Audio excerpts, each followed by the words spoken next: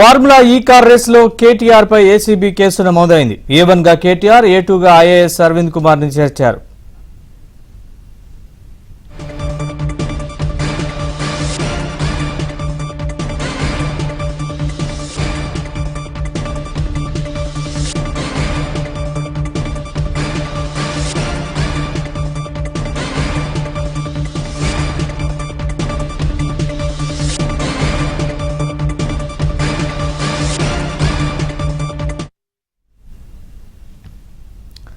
Formula ఈ car race లో కేటీఆర్ పై ACB case నమోదైంది. A1 గా కేటీఆర్, A2 గా IAS అరవింద్ కుమార్ ని చేర్చారు.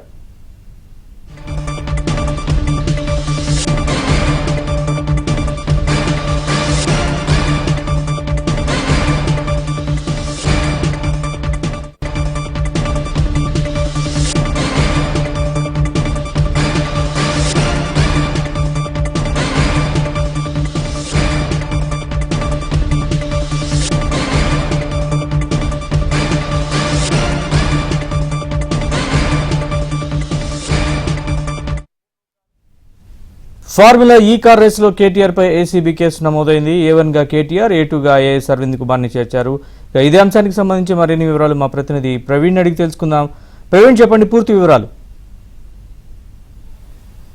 ఇప్పటికే ఫార్ములా ఈ కార్ రేసింగ్ వ్యవహారానికి సంబంధించి రాష్ట్ర ప్రభుత్వం దీనిపైన విచారణ జరపాలంటూ కూడా ఏసీబీకి లేఖ రాయడం చోటే ఏసీబీ అధికారులు కొద్ది నిమిషాల క్రితమే ఎఫ్ఐఆర్ నమోదు చేసినటువంటి పరిస్థితి కనపడుతుంది.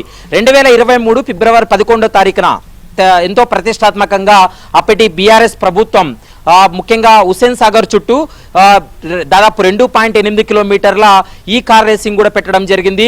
దీంతో ఇందులో ఈ 2023 ఫిబ్రవరి 11వ తారీఖు జరిగినటువంటి ఈ కార్ రేసింగ్ వ్యవహారానికి సంబంధించి దాదాపు 55 కోట్ల వరకు కూడా ఆర్థిక శాఖ అనుమతి లేకుండా, సంబంధిత డిపార్ట్మెంట్ యొక్క అనుమతులు లేకుండానే 55 కోట్ల రూపాయలు ఒక విదేశీ కంపెనీకి విడుదల చేసినటువంటి పరిస్థితి కనపడుతుంది. అయితే ఈ 55 కోట్లు కూడా అవకతవకలు జరిగాయి, ఇందులో దుర్వినియోగం జరిగింది అనేటువంటి అంశాన్ని కొత్తగా నూతనంగా వచ్చినటువంటి కాంగ్రెస్ ప్రభుత్వం కూడా దీన్ని గుర్తించి పూర్తి స్థాయిలో ఎంక్వైరీకి ఆదేశించింది. మరోవైపు ఆర్థిక శాఖ అనుమతులకు సంబంధించి కూడా ఎక్కడా రికార్డ్స్లు లేకపోవడంతో కొన్ని అనుమానాలు రావడం జరిగింది. విదేశీ కంపెనీకు 55 కోట్ల రూపాయలు అనుమతులు లేకుండా ఏ విధంగా అప్పగించారనేటువంటి అంశానికి సంబంధించి కూడా కొంత క్లారిటీ లేకపోవడంతో ప్రస్తుతం కాంగ్రెస్ ప్రభుత్వం వచ్చిన తర్వాత విచారణకు ఆదేశించింది. 2 రోజుల క్రితమే గవర్నర్ అనుమతి తర్వాత, అంటే ప్రజాప్రతినిధుల పైన ఏసీబీ కేసు నమోదు చేయాలంటే గవర్నర్ అనుమతి తప్పనిసరిగా తీసుకోవాల్సి ఉంటుంది. ఇప్పటికే 3 రోజుల క్రితం గవర్నర్ అనుమతి ఇవ్వడంతో 2 రోజుల క్రితం సిఎస్ కూడా దీనిపైన విచారణ జరపాలంటూ కూడా ఏసీబీకి లేఖ రాయడంతో ఏసీబీ ఎఫ్ఐఆర్ నమోదు చేసింది.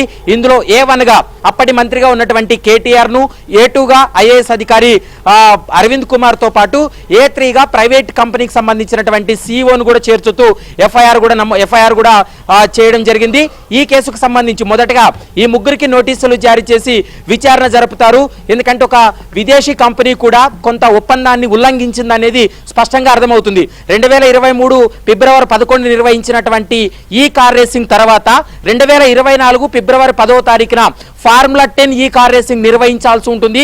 కానీ ప్రభుత్వం మారిన తర్వాత ఆ ఒప్పందం ప్రకారం ఆ కంపెనీ కూడా వారు నిర్వహించుకోకుండా వాళ్ళందరూ కూడా అంటే ఒప్పందాన్ని ఉల్లంఘించారు.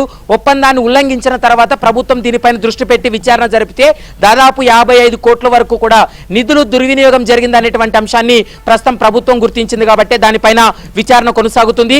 ఏసీబీ అధికారులు ఇప్పటికే ఆ ఆర్థిక శాఖ వద్ద కావచ్చు, మరోవైపు సంబంధిత డిపార్ట్మెంట్ నుంచి కూడా కొంత రికార్డ్స్ ని తెప్పించుకొని వాటన్నిటిని కూడా పూర్తి స్థాయిలో ఎంక్వైరీ చేసిన తర్వాత ఇందులో అవకతవకలు జరిగాయని నిర్ధారించిన తర్వాతనే ప్రస్తుతం అయితే ఎఫ్ఐఆర్ నమోదు చేసినటువంటి పరిస్థితి ఉంది. కేటీఆర్ కు, మరోవైపు ఈ కేసులో ఉన్నటువంటి మరొక ఇద్దరికి కూడా నోటీసులు జారీ చేసి విచారించిన తర్వాత ఖచ్చితంగా ఈ కేసులో అరెస్టులు కొనసాగేటువంటి అవకాశం ఉంటుంది. 1-2 రోజుల్లో నోటీసులు జారీ చేసి వ్యక్తిగతంగా ఏసీబీ అధికారులు ప్రశ్నించిన తర్వాత వాళ్ళ స్టేట్మెంట్ రికార్డ్ చేసిన తర్వాత ఏదైతే ఏదైతే ఫారిన్ కంపెనీ ఉందో ఆ కంపెనీకి, విదేశీ కంపెనీకి కూడా ఖచ్చితంగా నోటీసులు జారీ చేసేటువంటి అవకాశం ఉంటుంది. ప్రాథమిక విచారణలో ఒక కీలకమైనటువంటి అంశాన్ని ఇప్పటికే ఏసీబీ కావచ్చు ప్రభుత్వం గుర్తించింది. ఏంటంటే వీళ్ళు 55 కోట్ల రూపాయలు రిలీజ్ చేసిన తర్వాత దాన్ని డాలర్ల రూపంలోనే వాళ్ళకి అందజేశారు. దానికి ఎక్కడా కూడా రికార్డ్స్లో నమోదు కాలేదు, రికార్డ్స్ని మెయింటైన్ చేయలేదు అనేటువంటి అంశాన్ని కూడా గుర్తించారు. కాబట్టి ఏసీబీ విచారణ తర్వాత ఇందులో ఫెమా నిబంధనలు కానీ లేదంటే మనీ లాండరింగ్ ఏమైనా ఉందన్న కోణంలో విచారణ జరిపితే ఈడీ కూడా ఈ కేసులో ఎంటర్ అయ్యేటువంటి అవకాశాలు ఎక్కువగా ఉన్నాయనేది ప్రస్తుతం న్యాయ నిపుణులు కూడా చెప్తున్నటువంటి మాట కనపడుతుంది. ముందుగా ఇందులో ముఖ్యంగా ప్రజాప్రతినిధిగా ఉన్నటువంటి కేటీఆర్ను విచారిస్తారు, మరోవైపు ఐఏఎస్ అధికారిగా ఉన్నటువంటి అరవింద్ కుమార్ను విచారిస్తారు, మరోవైపు విదేశీ కంపెనీ యొక్క సీఈఓని విచారించిన తర్వాత దీనిపైన అరెస్టులు కూడా కొనసాగేటువంటి అవకాశం అయితే కనపడుతుంది. 55 కోట్లకు గాను 46 కోట్ల రూపాయల వరకు కూడా ఒకే అకౌంట్కి, ఒకే కంపెనీకి ఈ అమౌంట్ అంతా వెళ్ళినట్లు ఇప్పటికే ప్రాథమికంగా గుర్తించారు. కాబట్టి ఫర్దర్ ఇన్వెస్టిగేషన్ లో ఎలాంటి అంశాలు బయటపడతాయనేది మాత్రం చూడాల్సినటువంటి అవసరం ఉంటుంది. గడిచినటువంటి 6 నెలల నుంచి కూడా కేటీఆర్ పైన అనేక ఆరోపణలు రావడం జరిగింది. కేటీఆర్ కూడా ఖచ్చితంగా తన పైన కేసు నమోదు చేస్తే విచారణ చేసుకోండి, అరెస్ట్ చేసుకోండి అంటూ కూడా సవాల్ విసురుతున్నటువంటి నేపథ్యంలో ఇప్పుడు రాష్ట్ర ప్రభుత్వం ఈ కేసును పూర్తి స్థాయిలో విచారణ జరిపి ఎవరైతే ఈ కేసులో నిందితులుగా ఉన్నారో, ఎవరైతే ఈ కేసులో బాధ్యులుగా ఉన్నారో వారందరినీ కూడా అరెస్టులు చేయాలనేటువంటి అంశాన్ని కూడా ఏసీబీ అధికారులకు ఇప్పటికే రాష్ట్ర ప్రభుత్వం సూచన చేసినట్లు తెలుస్తుంది. కాబట్టి ఇన్వెస్టిగేషన్లో అయితే మాత్రం వెల్లడేటువంటి అంశాలను ఆధారంగా చేసుకొని ఈ కేసులో నోటీసులు జారీ చేయడం, అరెస్టు కూడా కొనసాగేటువంటి అవకాశాలు అయితే ఎక్కువగా కనపడుతున్నాయి. Right Praveen, thanks for the update.